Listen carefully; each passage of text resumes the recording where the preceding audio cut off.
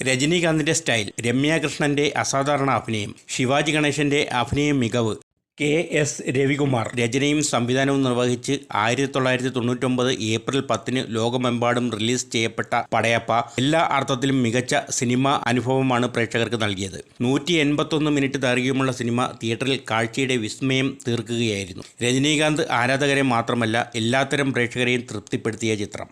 ബഹുമാന്യനായ ഗ്രാമത്തലവൻ ധർമ്മലിംഗമായി ശിവാജി ഗണേശനും അദ്ദേഹത്തിൻ്റെ മകനായ പടയപ്പയായി രജനീകാന്തും അഭിനയിക്കുന്നു. എല്ലാ അഭിനേതാക്കൾക്കും മുകളിൽ നിൽക്കുന്ന അഭിനയ പ്രകടനമാണ് നീലാംബരിയായി എത്തിയ രമ്യാകൃഷ്ണൻ്റേത്. പ്രണയവും പകയും പ്രതികാരബുദ്ധിയും ഒക്കെ ചേർന്ന അസാധാരണ കഥാപാത്രം. നിരവധി പ്രത്യേകതകളുള്ള സിനിമയാണ് പടയപ്പ.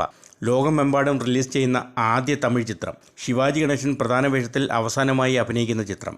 ആ കാലഘട്ടത്തിൽ ഏറ്റവും കൂടുതൽ കളക്ഷൻ നേടിയ ചിത്രം. അങ്ങനെ പ്രത്യേകതകൾ നിരവധി. ഇപ്പോഴിതാ റീമാസ്റ്റർ ചെയ്ത് റിലീസ് ചെയ്യുമ്പോൾ പ്രേക്ഷകർക്ക് പുതിയൊരു അനുഭവമായിരിക്കും പടയപ്പ.